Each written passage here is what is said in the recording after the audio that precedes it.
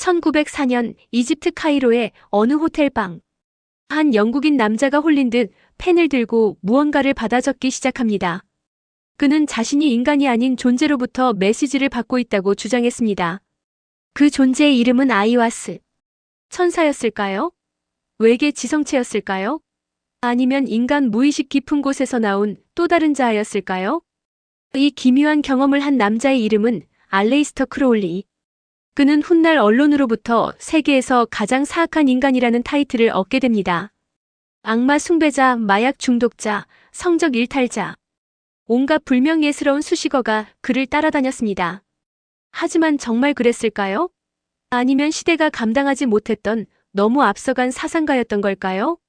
오늘날 명상, 심리학 의식 확장, 심지어 AI 시대의 철학적 담론에까지 그의 사상이 영향을 미치고 있다는 사실을 아십니까? 오늘 우리는 선과 악이라는 단순한 잣대를 내려놓고 인간 자유의 경계를 실험했던 한 인물의 진짜 모습을 들여다보려 합니다. 여러분이 알고 있던 크로울리의 이미지는 이 영상을 보고 나면 완전히 달라질지도 모릅니다. 영상이 도움이 되셨다면 좋아요와 구독 부탁드립니다. 여러분의 작은 클릭이 더 깊이 있는 콘텐츠를 만드는 큰 힘이 됩니다. 알레이스터 크로울리는 1875년 영국에서 태어났습니다. 그가 태어난 시대는 빅토리아 시대 후반, 엄격한 도덕과 기독교적 가치관이 사회 전체를 지배하던 때였습니다. 특히 그의 가족은 극단적으로 보수적인 기독교 근본주의 집단에 속해 있었습니다. 어린 크로울리는 매일 성경을 읽고 죄와 구원에 대한 설교를 들으며 자랐습니다. 하지만 그는 일찍부터 의문을 품기 시작했습니다. 왜 신은 사랑이라고 하면서 지옥의 형벌을 말하는가? 왜 인간은 태어나면서부터 죄인인가? 이런 질문들은 당시 사회에서 금기였습니다. 질문하는 것 자체가 불경이었던 시대였으니까요. 청년이 된 크로울리는 케임브리지 대학에 입학하면서 본격적으로 기존 질서에 반기를 들기 시작합니다. 그는 체스, 등산, 시 창작에 뛰어난 재능을 보였지만 무엇보다 오컬트와 신비주의에 깊이 빠져들었습니다. 당시 유럽에서는 신지학 장미십자회, 황금여명회 같은 비밀 결사들이 활동하고 있었고 크로울리는 이들 단체에 가입하며 마법과 의식의 세계에 발을 들였습니다. 그는 단순히 반항적인 청년이 아니었습니다. 그는 진지하게 질문했습니다. 인간 의식의 한계는 어디까지인가? 우리가 현실이라고 부르는 것 너머에는 무엇이 있는가? 이것은 철학자들이 수천 년간 던져온 질문이기도 했습니다. 크로울리는 책상 앞에서가 아니라 자신의 몸과 정신을 실험실 삼아 이 질문에 답하려 했습니다. 그리고 그 과정에서 그는 사회가 정해놓은 모든 경계를 넘어서기 시작했습니다. 성, 약물, 의식, 마법. 그는 금기를 두려워하지 않았고 오히려 그것을 통해 인간 본성의 진실에 다가갈 수 있다고 믿었습니다.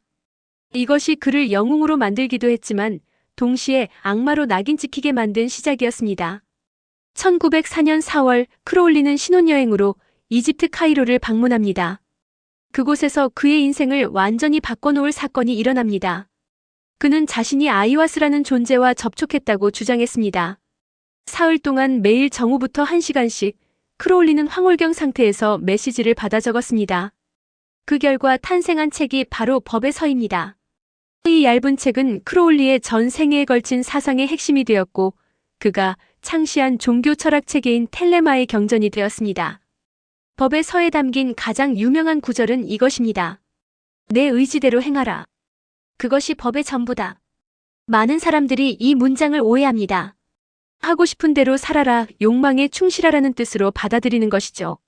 하지만 크로울리가 말한 의지는 단순한 욕망이 아니었습니다. 그것은 각 인간에게 주어진 고유한 목적, 우주적 질서 안에서 자신이 수행해야 할 참된 역할을 의미했습니다. 크로울리는 이것을 참된 의지 트루 윌라고 불렀습니다. 그에 따르면 대부분의 사람들은 자신의 참된 의지가 무엇인지도 모른 채 사회적 기대, 타인의 시선, 두려움에 따라 살아갑니다. 진정한 자유는 이런 거짓된 욕망들을 벗어던지고 자신의 본질적 목적을 발견하는 데 있다는 것이죠. 그렇다면 아이와스는 누구였을까요? 크로울리 자신도 명확한 답을 내놓지 못했습니다. 어떤 때는 천사라고 했고 어떤 때는 자신의 무의식 깊은 곳에서 나온 또 다른 자아라고 했습니다. 현대 심리학자들은 이를 칼 융이 말한 자기 셀프와의 만남으로 해석하기도 합니다. 또 어떤 이들은 변성의식 상태에서 접근 가능한 집단 무의식의 원형이라고 봅니다. 중요한 건 그 경험이 크로울리에게 실제했다는 점입니다. 그리고 그 경험이 그의 남은 생애를 완전히 바꿔놓았다는 사실입니다. 그는 자신이 새로운 시대, 그가 호루스의 시대라고 부른 새 시대의 예언자라고 믿게 되었습니다. 그리고 이 메시지를 세상에 전파하는 것이 자신의 사명이라고 여겼습니다. 세계에서 가장 사악한 인간. 이 타이틀은 어디서 나온 걸까요? 20세기 초중반 영국 언론은 크로울리를 악마 같은 존재로 묘사했습니다. 악마 숭배, 인신 제사, 어린아이를 제물로 바치는 의식. 온갖 끔찍한 소문이 그를 따라다녔습니다. 하지만 증거를 살펴보면 이야기가 달라집니다. 인신 제사나 살인과 관련된 구체적 증거는 단 하나도 발견되지 않았습니다. 크로울리는 분명 논란의 중심에 있었지만 실제 범죄로 유죄 판결을 받은 적은 없습니다. 그렇다면 왜 이런 악마 같은 이미지가 만들어진 걸까요? 첫째, 크로울리 자신이 그런 이미지를 즐겼기 때문입니다. 그는 의도적으로 충격적인 언행을 했습니다. 자신을 데아수 더 그레이트 비스트 666이라고 불렀고 사회적 금기를 깨뜨리는 행동을 서슴지 않았습니다. 이것은 일종의 퍼포먼스였습니다. 그는 사람들의 위선과 이중성을 폭로하기 위해 일부러 악마의 가면을 쓴 것입니다. 둘째, 그는 실제로 극단적인 실험들을 감행했습니다. 성의식은 그의 마법 체계에서 중요한 부분이었습니다. 그는 성적 에너지가 의식을 확장하는 강력한 도구라고 믿었습니다. 또한 마약과 환각 물질도 사용했습니다. 당시 코카인, 아편, 메스칼린 같은 물질들은 오늘날처럼 엄격하게 규제되지 않았지만 사회적으로는 여전히 터부였습니다. 하지만 이것을 단순히 쾌락 추구로 보는 건 표면적입니다. 크로울리는 이런 경험들을 통해 의식의 변화를 연구했습니다. 그는 인간 정신이 특정 상태에서 어떻게 작동하는지, 현실 인식이 어떻게 바뀌는지를 기록하고 분석했습니다. 이것은 오늘날 의식 연구, 사이키델릭 심리학이 하는 것과 놀랍도록 유사합니다. 물론 그의 행동이 모두 정당화될 수는 없습니다. 그는 주변 사람들에게 상처를 주었고 때로는 무책임했으며 자기중심적이었습니다. 하지만 세계에서 가장 사악한 인간이라는 꼬리표는 과장된 것입니다. 그는 악마가 아니라 시대의 한계를 시험한 극단적 탐구자였습니다. 크로울리가 정말로 추구한 것은 무엇이었을까요? 그것은 분열된 인간 지식을 하나로 통합하는 것이었습니다. 종교와 과학, 영성과 이성, 동양과 서양의 사상을 아우르는 통합적 체계를 만들고자 했습니다. 그는 단순한 신비주의자가 아니었습니다. 그는 과학적 방법론을 중요하게 여겼습니다. 마법의식도 실험처럼 기록하고 재현 가능성을 테스트하고 결과를 분석했습니다. 그가 남긴 방대한 저술들을 보면 놀랄 만큼 체계적이고 논리적입니다. 마법의 이론과 실천 같은 책은 마법을 거의 과학처럼 다룹니다. 또한 그는 동양 사상, 특히 요가와 불교에 깊이 심취했습니다. 그는 인도를 여행하며 요가 수행을 했고 명상의 기법들을 자신의 마법 체계에 통합했습니다. 마법이라는 단어 때문에 오해받기 쉽지만 그가 말한 마법은 본질적으로 의식의 변화와 확장에 관한 것이었습니다. 크로울리의 사상은 죽은 뒤 더 큰 영향력을 발휘했습니다. 1960년대 반문화 운동은 그의 사상을 재발견했습니다. 내 의지대로 행하라는 구호는 자유와 개인주의를 상징하는 문장이 되었습니다. 록 음악가들 비틀즈부터 레드 제플린, 데이비드 보이까지 크로울리의 영향을 받았습니다. 현대 심리학에서도 그의 흔적을 찾을 수 있습니다. 칼 융의 분석 심리학, 트랜스퍼스널 심리학, 의식 연구 분야는 크로울리가 탐구했던 주제들과 맞닿아 있습니다. 명상, 마음챙김, 의식 확장 같은 오늘날의 키워드들은 크로울리가 100년 전에 실험했던 것들입니다. 심지어 AI 시대의 철학적 질문들과도 연결됩니다. 의식이란 무엇인가? 자아란 고정된 것인가? 아니면 유동적인가? 인간의 잠재력은 어디까지인가? 크로울리는 이런 질문들을 자신의 몸과 정신으로 먼저 실험했던 선구자였습니다. 결국 알레이스터 크로울리는 누구였을까요? 그는 선인도 악인도 아니었습니다. 그는 인간이었습니다. 결함 많고 때로는 이기적이고 과도했지만 동시에 용기 있고 진지했으며 자신의 신념에 목숨을 건 사람이었습니다. 그를 이해하려면 선과 악이라는 이분법적 잣대를 내려놓아야 합니다. 크로울리는 도덕적 판단의 대상이 아니라 인간 가능성의 탐험가로 봐야 합니다. 그는 우리에게 묻습니다. 당신은 정말 자유로운가? 당신이 원한다고 생각하는 것이 진짜 당신의 의지인가? 이 질문들은 오늘날에도 여전히 유효합니다.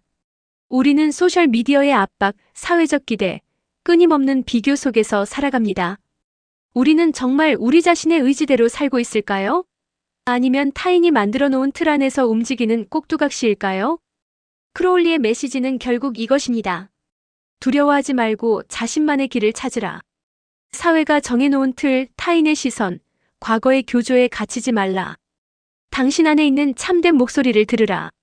그것이 진정한 자유이며 진정한 삶이다. 물론 이것은 위험한 메시지이기도 합니다. 잘못 해석하면 이기주의나 무책임으로 변질될 수 있습니다. 크로울리 자신도 완벽하게 실천하지 못했습니다. 하지만 그 불완전함이 오히려 인간적입니다. 완벽한 성인이 아니라 몸부림치며 진리를 찾던 한 인간의 모습 말입니다. 그를 악마라고 부르든 선구자라고 부르든 그것은 각자의 선택입니다. 하지만 한 가지는 분명합니다. 알레이스터 크로울리는 우리에게 불편한 질문을 던지는 거울입니다. 그 거울 속에서 우리는 우리 자신의 두려움과 가능성을 동시에 봅니다. 그리고 그 순간 크로울리는 더 이상 100년 전의 괴물이 아니라 지금 여기를 살아가는 우리에게 말을 거는 목소리가 됩니다. 내 의지대로 행하라. 당신은 이 말을 어떻게 받아들이시겠습니까? 추가로 크로울리는 토트 타로를 만든 사람입니다. 타로 카드는 크게 유니버셜 웨이트 타로 카드와 토트 타로가 있죠. 오라클 카드 레노먼트 카드도 있긴 하지만요. 토트 타로는 공부하기 상당히 난해하고 국내에 관련 책도 거의 없습니다. 근데 제대로 공부하면 적중률이 상당히 높다고 합니다. 오컬트적인 요소를 많이 넣었고 독창적인 타로 카드입니다. 타로 카드점을 보시는 분들이 많은데요. 타로점이 맞는 걸 경험하면 신기하기도 하죠. 이 영상이 도움이 되셨다면 좋아요와 구독, 알림 설정 부탁드립니다. 다음에는 더욱 흥미로운 주제로 찾아뵙겠습니다. 시청해주셔서 감사합니다.